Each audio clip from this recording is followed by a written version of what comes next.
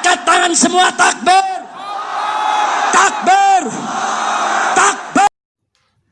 Bismillahirrahmanirrahim. Assalamualaikum warahmatullahi wabarakatuh. Saudara, dengan saya Edi Mulyadi. Saudara sekalian, walaupun sudah lewat sekian hari ya, saya masih terganggu dengan laporan Komnas HAM tentang terbunuhnya 6 laskar anggota FPI oleh polisi di Jalan Tol Cikampek, Jakarta Cikampek menurut saya. Betapa tidak, karena kita ketahui akhirnya Komnas HAM mengecewakan dengan laporannya. Dari 6 orang yang tewas itu hanya 4. Disebutkan hanya 4 yang tewas dengan cara pelanggaran HAM. Itu pun tanpa embel-embel berat. Jadi pelanggaran HAM saja yang diakui dibunuh dalam perjalanan dari kilometer 50 menuju Jakarta. Karena menurut versi polisi yang akhirnya dibenarkan oleh Komnas HAM, terjadi perlawanan oleh 4 anggota laskar yang dalam mobil, sehingga ditembak. Ya, saya mencoba membayangkan yang bawa mobil itu polisi, ada 4 laskar yang dia melihat 2 temannya tewas. Di dalam mobil itu ada 2 polisi lainnya, jadi 3 orang. Posisinya bagaimana? Satu mobil depan polisi, lalu di belakang ada 4 orang gitu, atau gimana caranya ya? Gimana caranya? Kemudian terjadi ditembak, dan Komnas HAM juga menggunakan istilah tegas dan terukur gitu loh, persis seperti yang dipakai oleh polisi, oleh Kapolda Metro Jaya Fadil Imron pertama kali menyampaikan press conference soal ini pada Senin siang harinya, tanggal 7 Desember. Saya benar-benar terganggu. Bayangan ya, ada di Tempo saja, saya bacakan saja. Ini ada kalimat-kalimat begini: peristiwa di kilometer 50 juga belum terlalu terang. Saat tiba di rest area, Dedi melihat ke-4 anggota laskar yang hidup tengkurap di belakang mobil Chevrolet. Ia melihat 2 tubuh anggota lain dipenuhi darah, tapi mereka terlihat bergerak. Jadi si sopir derek ini melihat ada 2 tubuh yang dipenuhi darah tapi terlihat bergerak. Saat itu Dedi tidak mengetahui mereka adalah anggota FPI. Petugas mengatakan itu penangkapan teroris, kata ucapnya. Kemudian kalimat berikutnya, Dedi mengklaim dia satu-satunya saksi yang berada paling dekat dengan para korban. Ia melihat dari dekat tubuh Andi Oktavian, salah satu anggota laskar yang duduk di jok kiri depan, terkulai dengan bola mata nyaris keluar. Hasil forensik menyebut Andi tertembak di bagian mata dan dada sebanyak 3 tembakan. Forensik menyebut Andi tertembak di bagian mata dan dada 3 tembakan. Sebanyak Dedi mengaku tak melihat ada luka tembak di dada. Oke. Sebelum mengevakuasi mobil Chevrolet, menurut Dedi, suasana sekitar area singgah tampak mencekam. Para pedagang di sekitar lokasi dilarang mendekat dan memotret. Ini sama dengan yang saya temukan kesaksian oleh pemilik warung di sekitar lokasi di rest area kilometer 50. Sama penjelasannya ya. Kemudian para pedagang di sekitar lokasi dilarang mendekat dan memotret. Sama seperti yang saya dengar juga. Jalur masuk rest area ditutup petugas. Mereka bahkan melarang polisi dan polisi lain mendekat. Kata petugas, ini bukan urusan wilayah, ini urusan negara, ujar Dedi. Jadi begitu kata Dedi, si sopir mobil derek yang dipanggil untuk mengangkut Chevrolet akhirnya.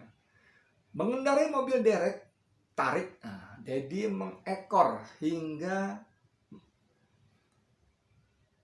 rombongan hingga rombongan 4 mobil dan derek gendong keluar di gerbang tol Karawang Timur kilometer 54. Setelah keluar dari gerbang tol, ia sempat memperhatikan rotor mobil derek gendong berbelok ke kiri ke kanan menuju Jakarta. Dedi melanjutkan perjalanan ke arah jalan tol Cikampek Padalarang. Oke. Ia tidak melihat keganjilan dari awal perjalanan hingga rombongan berputar balik. Saya juga tidak mendengar suara letusan senjata api.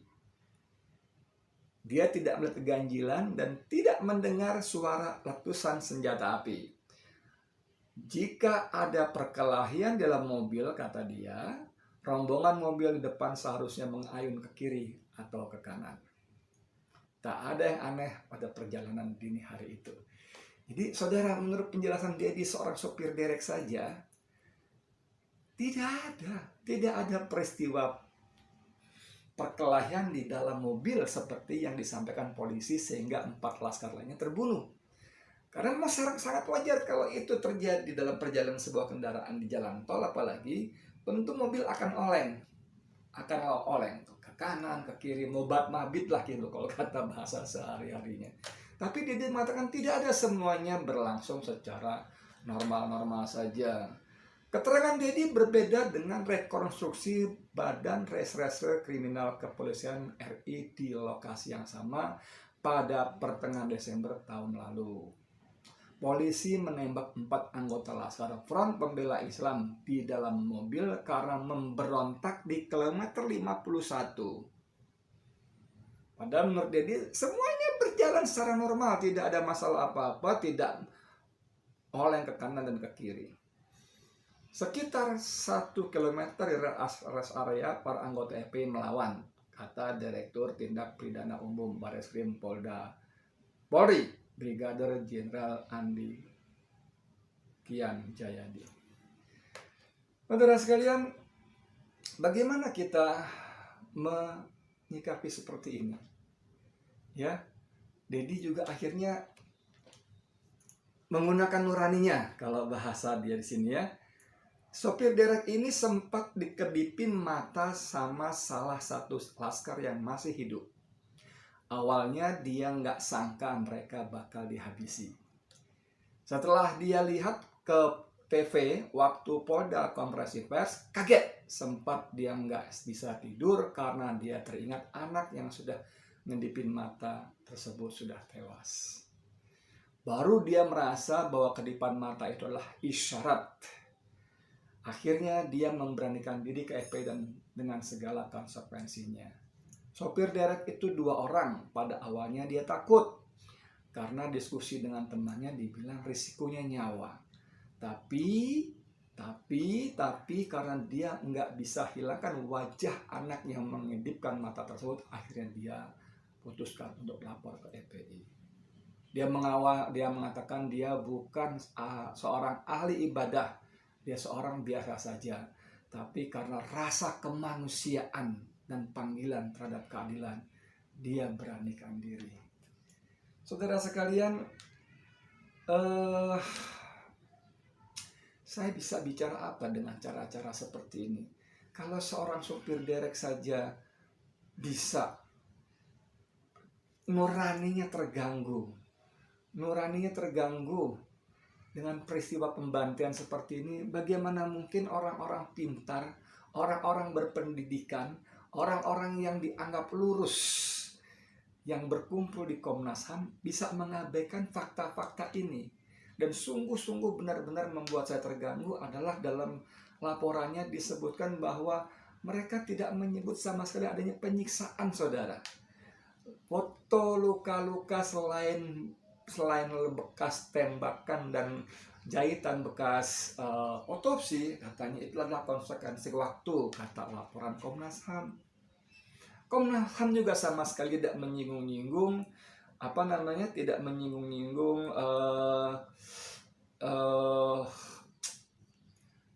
otopsi. Kenapa harus diotopsi? Padahal prosedur yang baku otopsi itu harus mendapat persetujuan dari keluarga korban. Dan itu tidak ada persetujuan sama sekali. Dan foto-foto yang beredar menyebutkan jahitan-jahitan bekas otopsi itu sangat mengerikan, melintang dari atas ke bawah. Saudara sekalian, saya benar-benar terganggu. Bagaimana mungkin Komnas HAM tidak menyebut ini penyiksaan? Ini ya, saya bacakan saja ya anak-anak ini ya.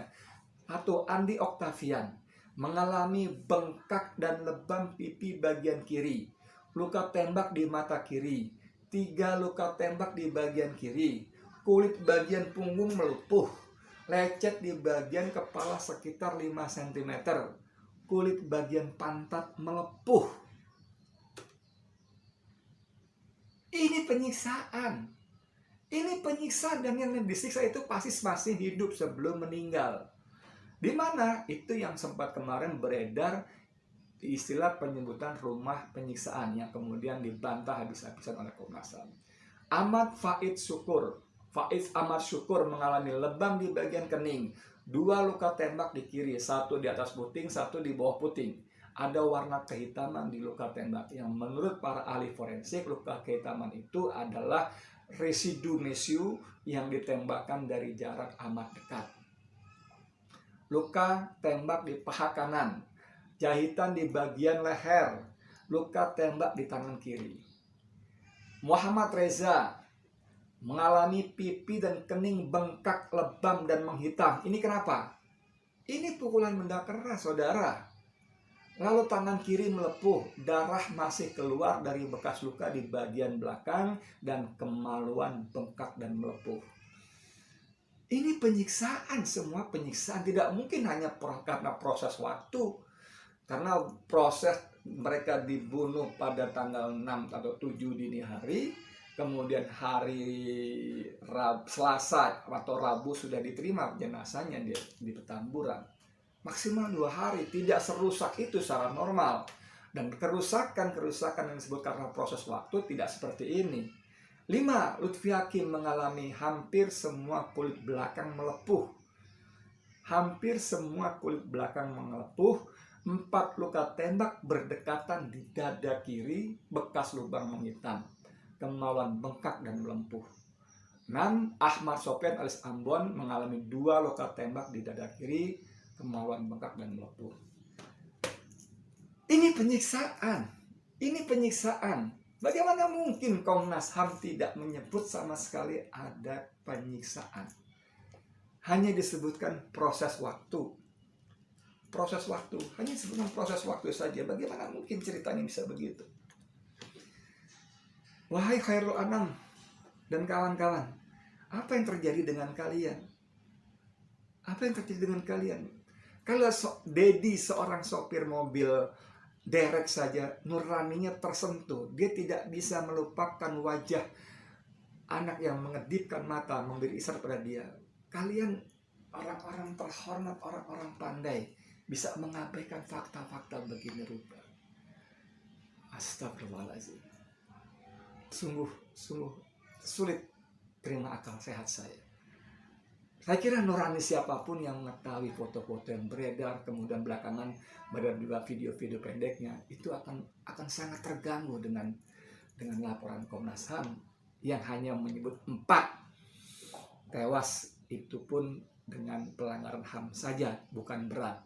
2 lainnya tewas karena baku tembak. Yang sampai hari ini pun FPI mengatakan dari awal tidak ada mereka bersenjata api, baik rakitan maupun senjata organik biasa, pabrikan. Tidak ada begitu. Tidak bisa berbuat apa-apa kita, karena semua ada pada mereka. Kekuasaan ada pada mereka, aparat birokrat pada mereka, semua dana-dananya semua ada pada mereka. Yang kita bisa lakukan hanya berdoa. Berdoa semoga Allah membukakan situasi kebenaran dengan terang benderang, dan semoga Allah menghukum para pelakunya, para pemberi perintahnya. Kezaliman ini harus dihentikan, saudara. Tim pencari fakta independen harus dibentuk. Sama sekali tidak cukup apa yang dilakukan oleh Komnas HAM.